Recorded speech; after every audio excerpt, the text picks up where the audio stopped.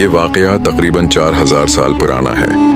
بنی اسرائیل کی ایک بستی میں ایک نہایت نیک اور عالم درویش رہتا تھا۔ اس کا بچپن سے ایک ہی دوست تھا جو پیدائشی طور پر گونگا تھا اور ایک ٹانگ سے معذور بھی تھا۔ کافی عرصہ گزر گیا تھا کہ وہ اپنے دوست سے نہیں ملا تھا۔ ایک دن اس کے دل میں خیال آیا کہ کیوں نہ اپنے دوست سے ملاقات کی جائے۔ اگلے دن وہ پیدل ہی اس کے گاؤں کی طرف روانہ ہو گیا۔ گاؤں کافی دور تھا اور راستے میں کئی چھوٹے چھوٹے دیہات آتے تھے۔ درویش اپنی ہی دھن میں چلا جا رہا تھا کہ اچانک راستے میں ایک اجنبی شخص ملا جو اس کے ساتھ ساتھ چلنے لگا۔ درویش نے سوچا کہ کسی کا ساتھ ہو تو سفر آسان ہو جاتا ہے۔ باتوں باتوں میں اس نے اس شخص سے نام پوچھا۔ اس نے اپنا نام قابض بتایا۔ درویش کو یہ نام عجیب لگا مگر اس نے مزید کچھ نہ پوچھا۔ چلتے چلتے وہ ایک گاؤں پہنچے۔ اجنبی نے کہا، آپ آگے چلیں، مجھے یہاں کسی کو پیغام دینا ہے، میں آپ سے آگے جا کر مل جاؤں گا۔ درویش آگے بڑھ گیا۔ تھوڑی دیر بعد خبر پھیلی کہ ایک شخص کو بیل نے مار ڈالا۔ کچھ ہی دیر میں وہ اجنبی دوبارہ درویش کے پاس آ ملا۔ پھر وہ دوسرے گاؤں کے قریب پہنچے جہاں ایک چھوٹا سا کارواں ٹھہرا ہوا تھا۔ رات ہونے والی تھی۔ درویش نے کہا کہ کیوں نہ یہیں قیام کر لیا جائے۔ اجنبی نے کہا کہ اسے یہاں بھی کچھ کام ہے، وہ بعد میں ملے گا۔ اس کے جانے کے تھوڑی دیر بعد گاؤں میں آگ بھڑک اٹھی اور دیکھتے ہی دیکھتے پورا گاؤں جلنے لگا۔ درویش کو شک ہونے لگا کہ جہاں یہ شخص جاتا ہے وہاں کوئی نہ کوئی مصیبت آتی ہے۔ اگلے دن وہ پھر روانہ ہوئے۔ ایک اور گاؤں آیا تو اجنبی نے پھر وہی بات کہی۔ اس بار درویش رک گیا اور اسے دیکھنے لگا۔ تھوڑی دیر بعد شور اٹھا کہ ایک شخص کو سانپ نے ڈس لیا اور وہ مر گیا۔ اجنبی واپس آیا تو درویش نے پوچھ ہی لیا کہ یہ سب کیا ہے۔ اس نے جواب دیا، آپ تو بڑے عالم لگتے تھے مگر ابھی تک پہچان نہ سکے کہ میں کون ہوں۔ میں موت کا فرشتہ ہوں، اللہ کے حکم سے جن کی عمر پوری ہو جاتی ہے ان کی جان قبض کرتا ہوں۔ درویش کو پہلے ہی شک تھا مگر یہ سن کر گھبرا گیا۔ اس نے پوچھا، اگلی موت کس کی ہے؟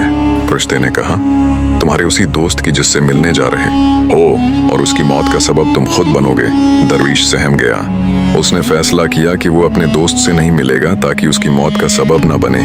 مگر فرشتے نے کہا، تقدیر نہیں بدلتی، تمہارا دوست چند لمحوں میں مر جائے گا۔ درویش پلٹا تو دیکھا کہ اس کا معذور دوست تیزی سے اس کی طرف آ رہا ہے۔ وہ اسے آواز نہیں دے سکتا تھا مگر پوری طاقت سے پہنچنے کی کوشش کر رہا تھا۔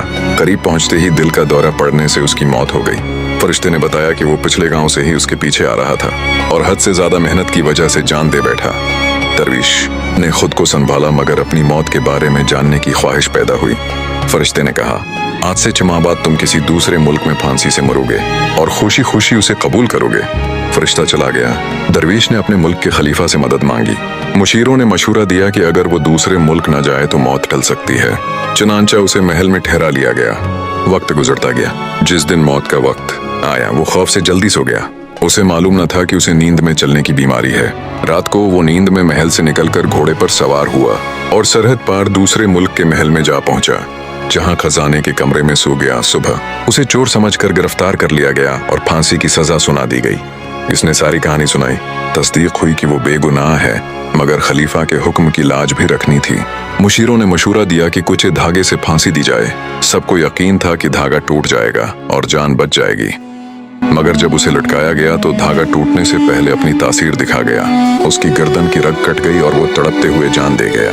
سب حیران تھے کہ کمزور دھاگا بھی موت کا سبب بن سکتا ہے مگر تقدیر اپنا کام کر چکی تھی۔ کہانی سے سبق ملتا ہے کہ انسان چاہے کتنی ہی تدبیریں کر لے، تقدیر کے لکھے کو نہیں بدل سکتا۔ اللہ نے ہمیں مستقبل کا علم نہیں دیا تاکہ ہم سکون سے زندگی گزار سکیں۔ اگر درویش اپنی موت نہ پوچھتا تو خوف میں مبتلا نہ ہوتا۔